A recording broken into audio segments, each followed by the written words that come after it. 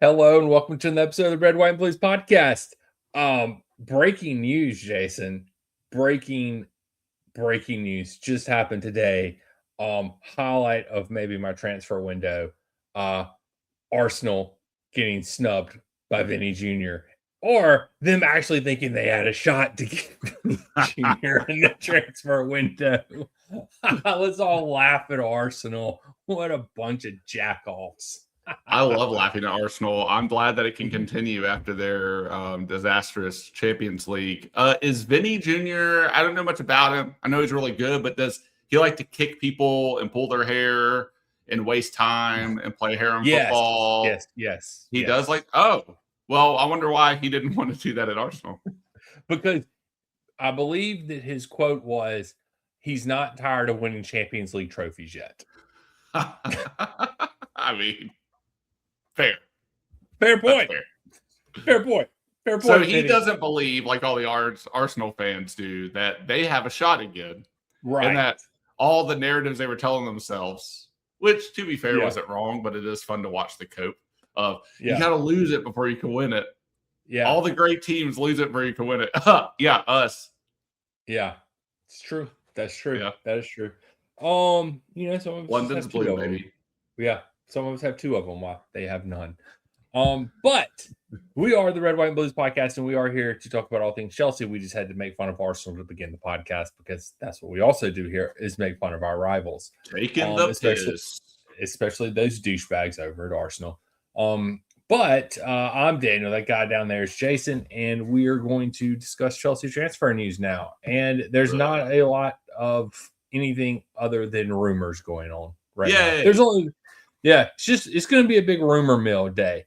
So the only true thing that has happened, the only concrete thing is that we finally sold Trevoh Chalobah this week to Como. It's official now.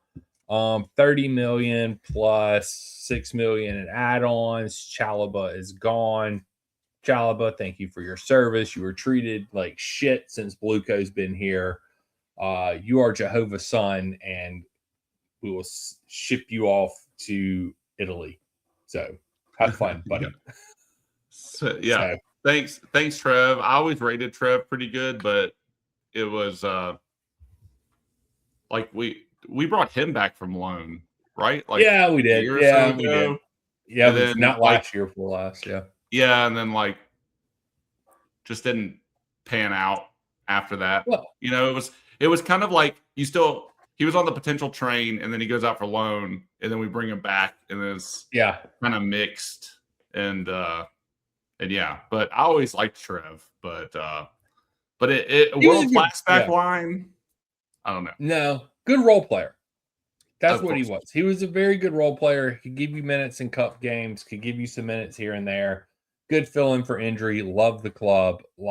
He had a lot of great qualities, and everybody, I think, sort of knew he wasn't world class, but that was okay for a lot of us because you still need those types of role players in your club that love the club, that love Chelsea.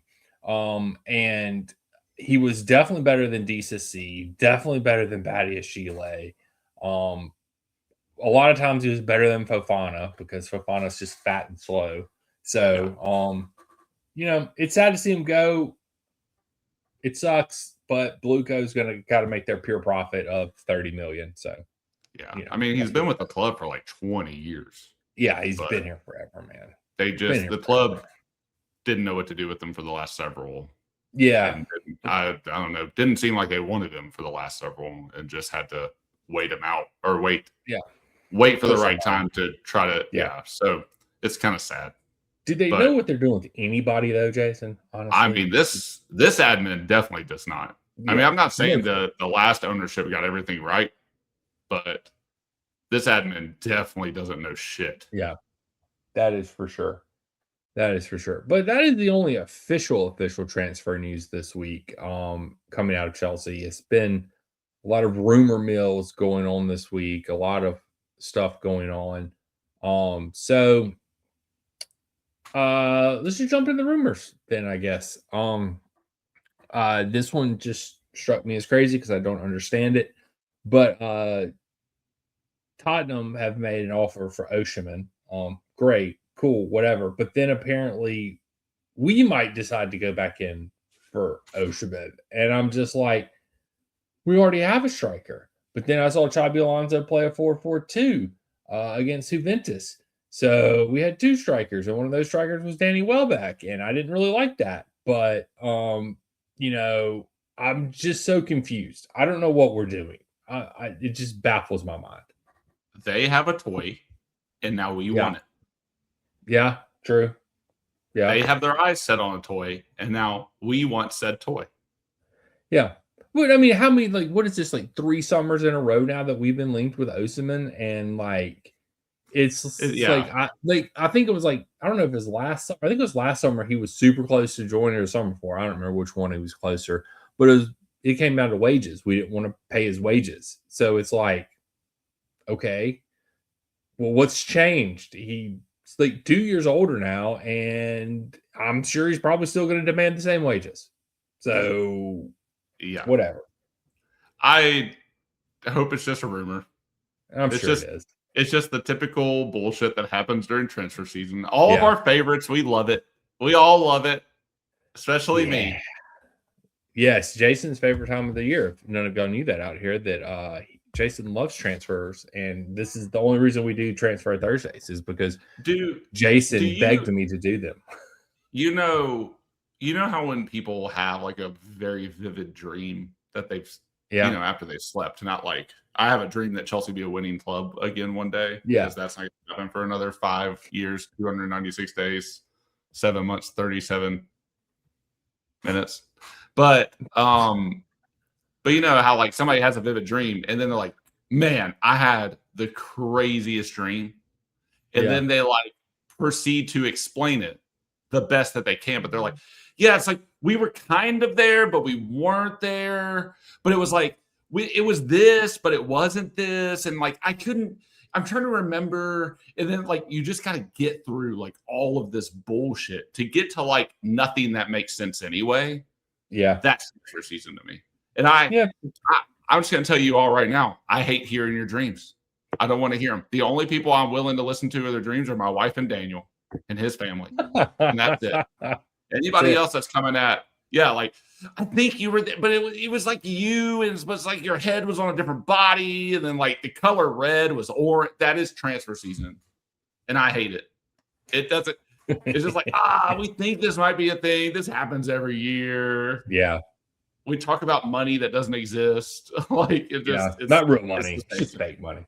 Anyway, it's a job money laundering scheme. It is. It doesn't. None of this is real. Yeah. It's all a simulation anyway. Yep. We're all just living in the Matrix right now. Exactly. Big rumor that apparently we are in talks with Costa. I believe this is a Portuguese reporter that first reported, and then transfer, and then another guy reported that we were ready to match his £60 million or 60 million euro release clause, which I'm here for it. I mean, like, he's the only goalkeeper that I would be okay with us going out and buying. So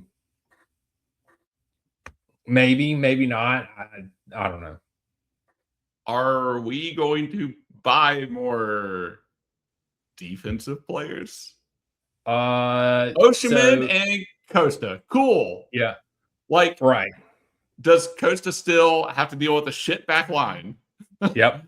He does. Costa and some defensive players. Oh, even better.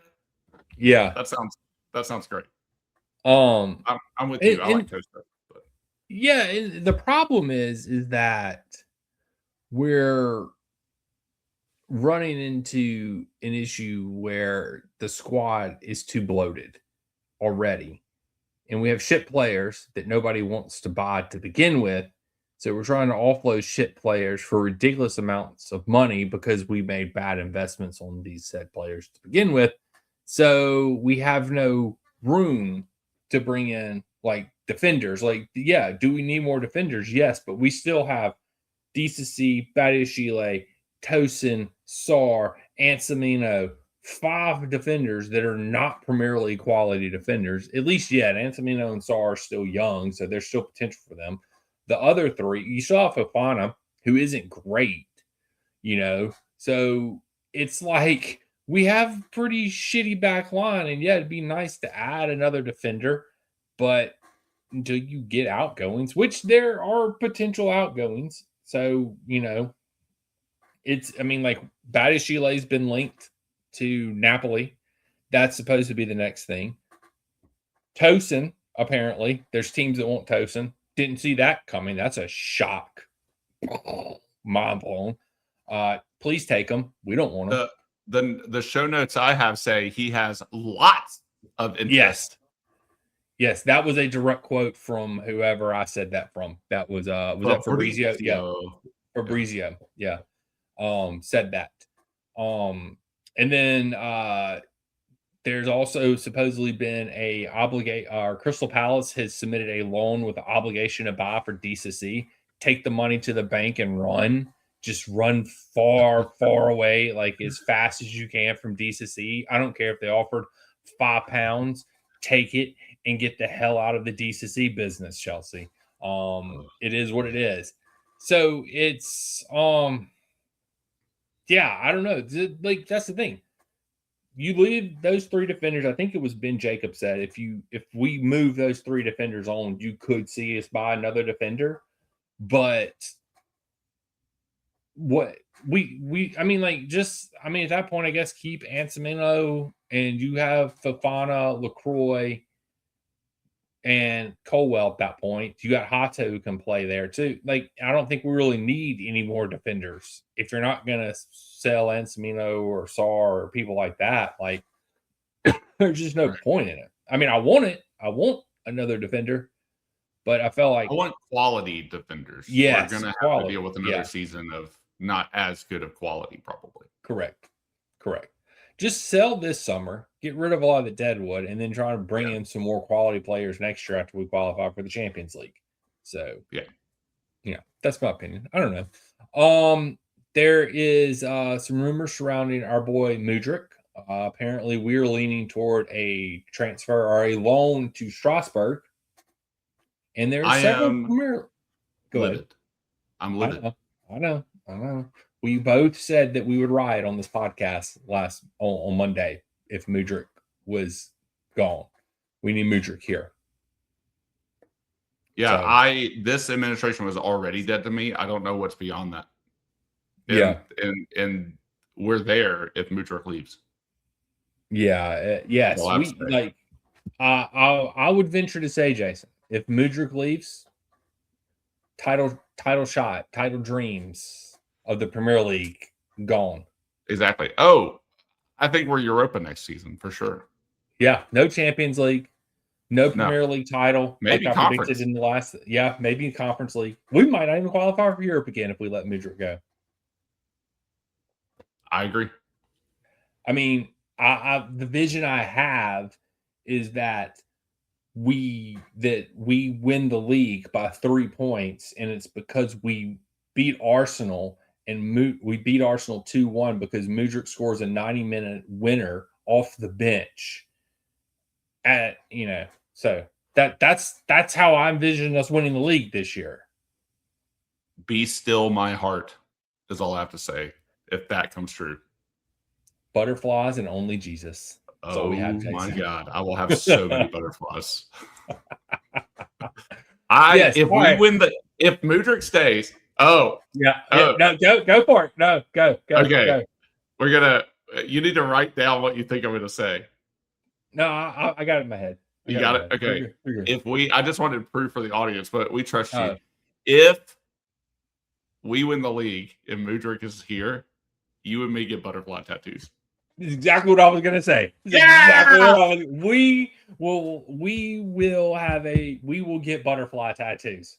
And that's an almost 30-year friendship, people. Yes, that's how that works. We will get matching, not only butterfly tattoo, we will get the exact butterfly tattoo that Mudryk has on us somewhere. I can't promise it's my neck or anything, but it might be one of the cheeks. Yeah, I might do right cheek, you might do left cheek. I might do left cheek, you might do right cheek. Yeah. Something. Maybe I get a wing on one and you get a wing on the other, and then we moon people together. Yes. I love that idea.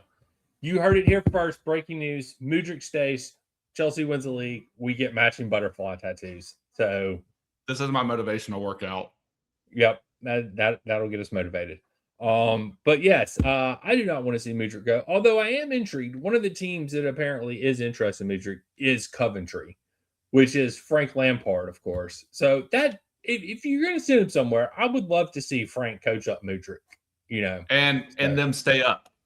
Yes, and them stay up. Coventry's staying up. Will not pick. Although they have not done a lot, they will probably go right back down. Yeah, but whatever. I might just do it because nostalgia sakes. It's nice to see that Lamps is actually a good coach, though, and not the coach we thought he was. Well, not that we thought he was that, but he was just in a shit situation when he coached us. I don't know. He's been in a shit situation, I guess, both times he's coached us. But I mean, he was not great.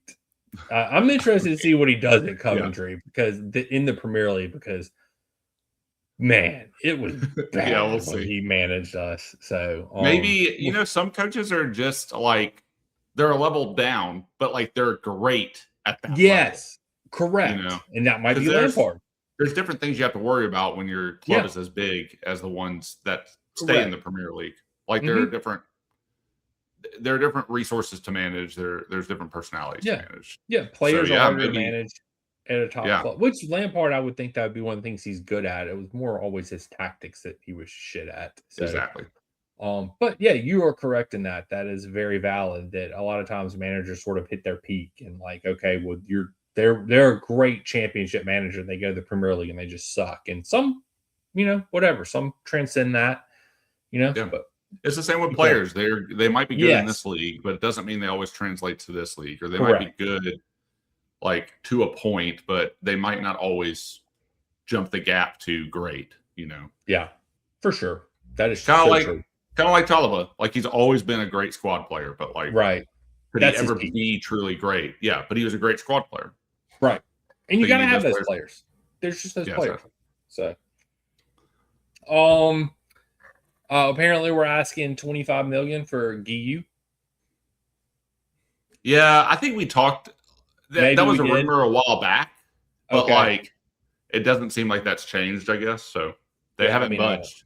They haven't budged. I'm still not seeing anybody that's going to come in and pay $25 million for a guy that has scored exactly 0 goals or maybe like 1 goal. I don't think he scored anything in the Premier League, but that'd be a $25 million goal. It would be. Yes, it would be. Apparently Jorgensen has said yes to a move to Strasbourg. Straight loan, no buy option. I believe he has left the tour now. Also, I don't think he's with the team anymore. So I believe he is going to be moving to Strasbourg. I know it was like a point of contention a little while for him if he didn't know he wants to go. I think maybe we talked about this last week too, because I think we said that this was the worst thing that Chelsea's ever done to Strasbourg. So, but it's official now. Yeah. We've talked about Badiashile, Tosin, talked about them. The Pep Chavarria deal is just imminent, Jason. That's all I'm hearing. It's just imminent now. Apparently, hey, defender. Yeah, a 28-year-old left back that I'm not anywhere convinced that Xabi Alonso wants this guy. Like, I don't know why everybody just assumes that every transfer we're getting in this window is a Xabi Alonso guy. Like, I think Xabi has his hands on some of these players? Yes. Do I think Xabi wants a 28-year-old left back from La Liga? I don't think he does. I think this is just shitty scouting by Chelsea. Yeah, I don't know what the deal is. It's one of those where it's like they put out that they would think about older players, or at least the rumor is that they're thinking about older players.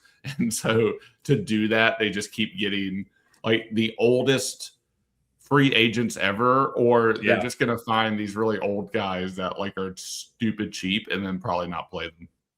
Yeah, exactly. And I mean, like, that's the thing is like, if you look at it, we really don't have a left back right now. I mean, like you're talking about the Cucurella replacement, essentially. Right.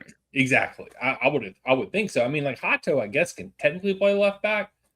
A lot of people don't like him at left back. They prefer him more left center back, which is fine. But it's like, I don't know. It's weird. So I guess Pastrami can technically play left back too. So I didn't get to watch our match against Juventus. Yeah. I watched the second half. It was less than inspiring. Say that much. It was pretty much the same old Chelsea match that we've seen. Yeah. I mean, there was some different things. Like, yes. And like, again, it's preseason. We have a bazillion players there, which I don't understand why. The pitch was shit. So Hato started at left back. Yeah. So first half was better than the second half, apparently, from what I heard. Who subbed in for him? Don't know. I don't remember. Dude, there were so many subs happening so often. I don't think it matters. I think it might have been one of our academy players. Probably. But the Pep Chavarria deal is apparently imminent. 22 million is what is being rumored. They're just trying to, apparently that fee has been agreed upon. They're just trying to figure out the incentives. Gotcha. Whatever. I don't care at this point. Then that brings us into today, where a bunch of rumors dropped, and they all seem to deal with Manchester City and Chelsea. So apparently now Manchester City has been linked to 3 different Chelsea players. We have Gusto for 75 million. We have Neto for, I think, 70. And then you have Enzo Fernandez now. Late breaking news. This is not in your notes. This just happened that because of Rodri going to Barcelona, more than likely that's looking possible now, in that now Enzo Maresca's dream signing for Manchester City would be Enzo Fernandez to replace Rodri. So, don't know how that would work, but yeah, they were originally with Neto last week, and so was Tottenham. Tottenham was keeping an eye on Neto as well, apparently. But we view Neto as a very important part of the squad, so the price tag would have to be right, is what was said about Neto.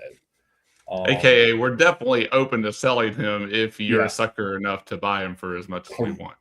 Correct. That's a great. That was perfect, Jason. That was perfect. That was perfect. I can translate this bullshit so well. You know Bluco too well. Too well. Bluco bullshit train. Yeah. But if you sell Neto, then I really do feel like that means Mudryk stays, because then you're sort of down to like 4 wingers at that point, because I don't think Nico stays. Like, we have too many strikers. They'll get rid of Nico, I think. But I mean, granted, 3 of them would be left wingers, which would be weird, because you got Gittins, Mudryk, and Quenda, who are much prefer the left, whereas Esteval can play both but prefers the right. But then you don't really have a backup for Esteval. So I don't know. It's weird. It's interesting. They tried out Quenda on the right. Did they? Starting out against Juventus. Okay. Yeah, and he did well. Quenda apparently had a really good first half. So I'm here for Quenda. I love the Quenda hype. Pastrami started out on the right as well. Yeah, that was a very good link up. Pastrami and Quenda. They apparently played really well. And then Pastrami played with Esteval too, and they apparently played really well too as well. So, and that's the thing, is like, if you put Pastrami on the right, where does that leave Reece? Yeah. So that's the interesting thing in all of this. Unless Reece is right center. Well, Fofana if you don't play in a 4. But right. But Fofana, Jason, has said that he wants to prove himself and that he can be the player that we all thought he could be before his injury-riddled seasons. The fact that, I mean, he wasn't that injured last season. The fact that he has to say that he knows what everybody else knows. That he's shit. That he's shit. Yep. That he is shit. Absolutely. So yeah, Neto, I would be fine with Neto going. This podcast, Jason, nor myself, is the biggest Pedro Neto fan. think he does absolutely nothing with a shit ton of talent, and he is not that great. He's good at spamming crosses. You just don't know where they're going. 1 out of 10 isn't very good. So yeah, I don't know. He also did not feature in the Juventus game, so maybe there. Yeah, he hasn't been. I don't even know if he's there, honestly, or maybe he just showed up. Like he got to camp late, I think. Oh, okay. So yeah, he is. That makes sense. Yeah. I think he got to camp late because Portugal. I mean, they didn't make a deep run, right? But they made an okay run. So I think he wanted some vacation. Yeah, like I don't. Morgan Rogers still isn't in camp yet. I don't think Reese isn't in camp yet. So we're still missing a few people. Caicedo, this was his first match, I think. So yeah, Enzo shows up Monday if he's still on the team. So yeah, we'll see. We'll see. We'll keep track of the flights this weekend. Yeah, flight tracking. But Gusto, apparently, we discussed that we value him at 75 on here before, and Manchester City said we're interested in him, but absolutely not at 75, which makes complete logical sense from anybody with a footballing brain knows that Malo Gusto is not worth 75 million pounds. See, I think he's the opposite. I think they valued him so high so that we wouldn't sell him, but they're valuing Neto at a price they think they can get people to buy into. Okay. I don't know. That's my bullshit meter. Bullshit. I don't know, man.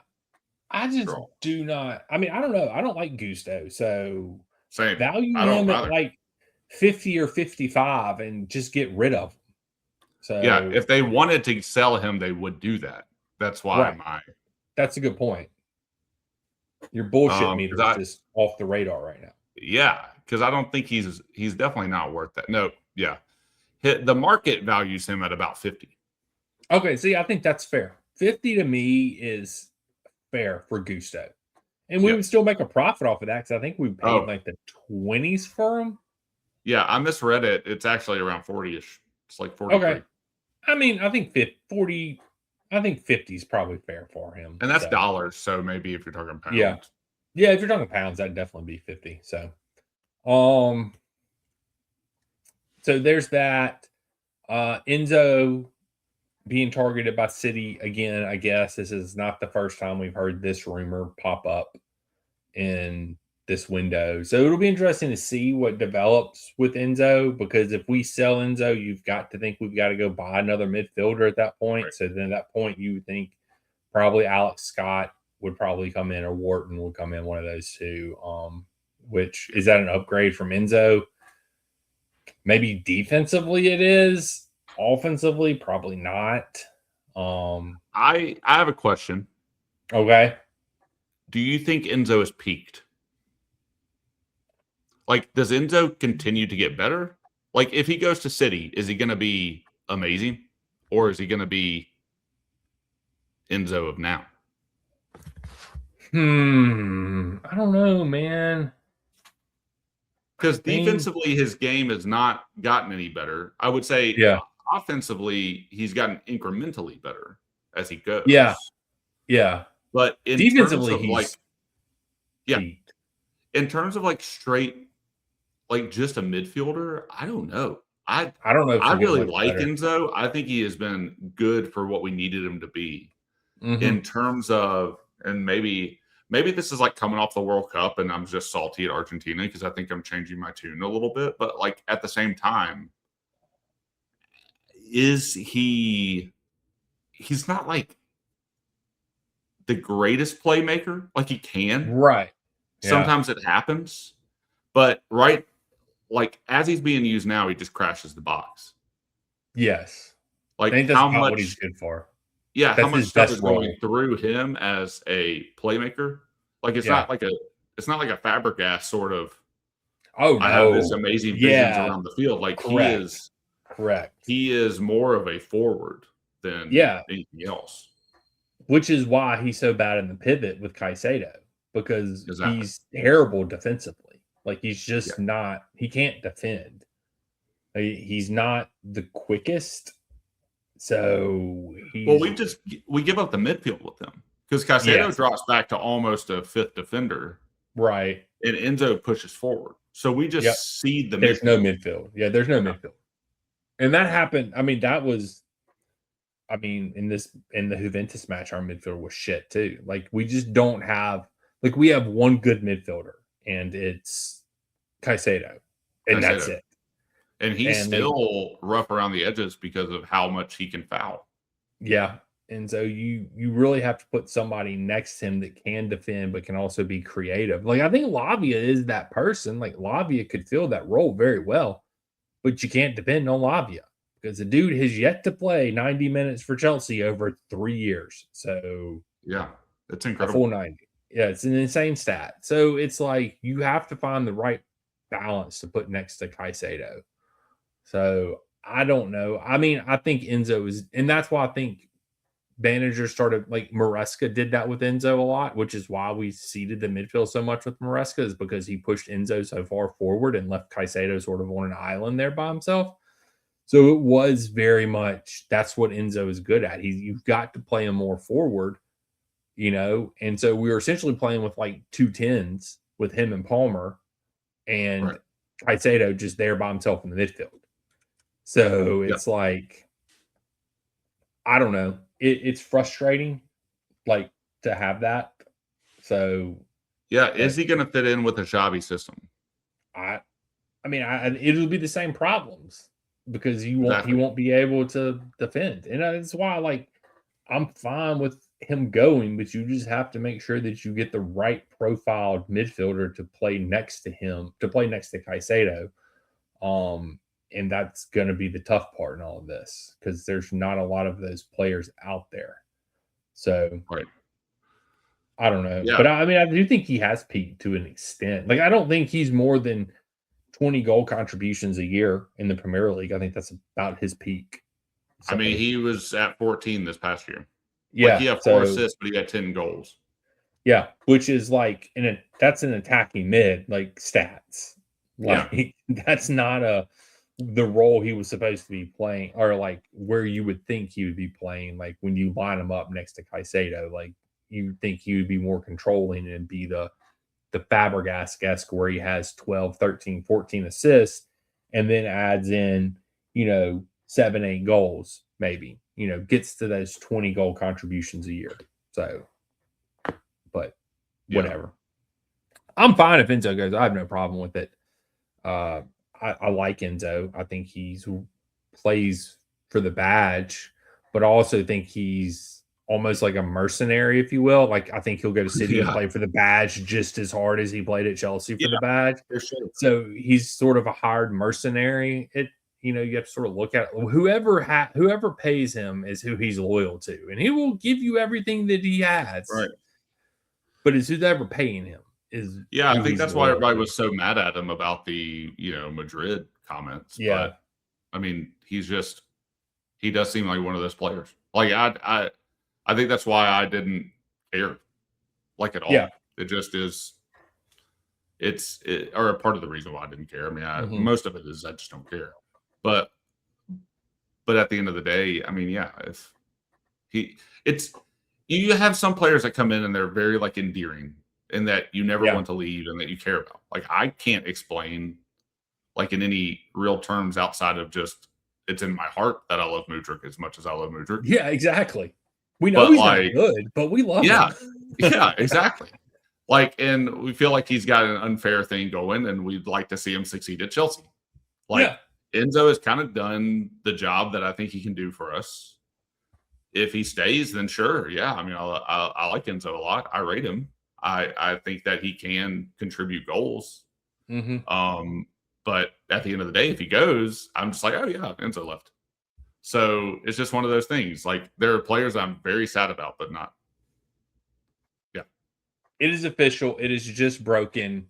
Pep Chavarria to Chelsea, 19 million plus 2 million in add-ons. Sorry to interrupt. It is official now, though. They did that while we're doing these episodes. While we're doing the podcast, Fabrizio just broke the news. Okay. Well, we got a 28-year-old left back coming to Chelsea now. Yep. So yeah, sorry to interrupt. I didn't mean to interrupt your Enzo. No, that's good. That's worthy, Jason. So we have a 28-year-old left back now. So, yeah. Wow. I don't know if this is like a high note or a low note. So it's like, should we end the podcast? We paid 21 million for a 28-year-old left back. Go Chelsea. Yeah. Yep. It is broken. Wow. Deal done. 19 million euros fixed fee plus 2 million add-ons. So he's now flying for his medical and will sign the contract. Club-to-club signatures will be tonight, according to Fabrizio. My thing is with this signing is it all depends on his playing time. And that's like, did we just buy a 28-year-old left back to start for us? Right. Or did we buy him to be a backup? That's what I don't know. That's going to be the thing. I will state this. I do not believe this is a Xabi Alonso signing. This is 100% a Blueco signing. So that's just me. But yeah, I tend to agree. I don't know. It is what it is at at this point. I mean, we're signing a lot of players. We've picked up a lot of players, and to your point earlier, we are a bloated squad. So, yep, we can't sign that many more, right? Like, I don't know. I was wrong. We have to sell freaking people. We've got to sell people, man, and that's the tough part, and that's the thing we suck at because I don't know. I don't think Blueco necessarily sucks at selling players. They just suck at buying players, and then they have to sell the sucky players that they bought, and nobody will buy them because they suck. So right. It is weird. That's a good way to wrap it up. Probably. Okay. Well, tell these people where they can find us, Jason. X, Instagram, Substack. Check us out. We're on there. We'd love to see you, hear from you, talk to you. I was going to say something dirty, so I keep that to myself. I don't know why that. Anyway, awkward. At Red White Blues FC on all the things. Yeah, we're on Spotify, Apple, Amazon, wherever this is your podcast at these days. We are also on YouTube, so like, subscribe, follow, do all that bullshit. Sorry to those who were going to hope for a live show today. It didn't happen. It probably won't happen next week.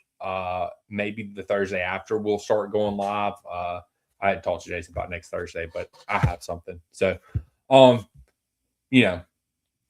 maybe the week after next, we will then do a live Thursday show, and that will be our kick. Or maybe we'll just wait till the season starts and we'll just kick it off with a big shebang on live Thursday Chelsea. Because we got to come up with a cool name for it. That's what Saturday's for. Right. Yeah. So if you have names for a show, put it in the comments. And, that'd be cool too, because, whatever, algorithm shit. But until next time, we'll catch you guys and gals on the flip side. We got a new Pep. Flippity floppity.